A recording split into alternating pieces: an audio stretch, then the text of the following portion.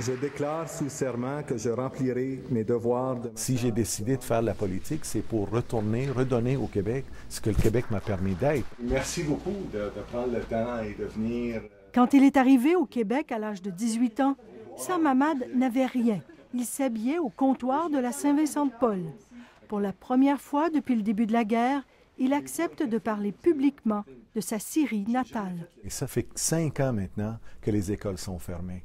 Les enfants ne vont plus à l'école. On va perdre une génération de jeunes. On vient de détruire le pays pour longtemps, très longtemps, et ça fait mal.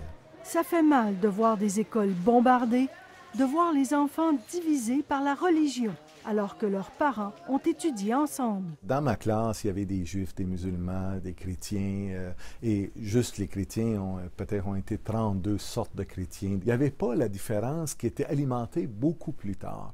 On me dit même que Bachar el-Assad a fréquenté cette école et qu'il était comme tout le monde. Absolument. Très humble. Il était très simple. Il était plus jeune que moi à plusieurs années. C'était respectueux, c'était simple, un jeune enfant qui était à l'école sans bruit. Bachar el-Assad préférait aller à l'école en mobilette plutôt qu'avec le chauffeur du papa dictateur. Le ministre québécois n'approuve pas le régime d'al-Assad, mais il souligne que l'armée syrienne protège les quartiers et les villages chrétiens contre les islamistes. Pour Sam Ahmad, le plus grand danger vient du groupe armé État islamique qu'on devrait attaquer plus sérieusement, selon lui. Je ne peux pas croire qu'aujourd'hui, avec toute la technologie, toute la force militaire, le renseignement, et on devrait faire beaucoup plus d'efforts. Le ministre souhaiterait aussi plus d'efforts sur le front des réfugiés. Lui-même fera sa part. C'est pas tous des terroristes, c'est des bons mondes qui sont comme nous et tout ce qu'ils cherchent, c'est l'espoir. J'ai commencé à faire les démarches pour accueillir des familles et je vais travailler avec Régis Labaume dans la région de Québec. On a un plan qui s'en vient. Cette semaine, Sam est venu dîner avec moi. On a beaucoup parlé, puis j'ai dit « parle-moi de la Syrie ». Le maire dit que ses citoyens sont prêts à ouvrir grand leurs bras aux réfugiés de la mer.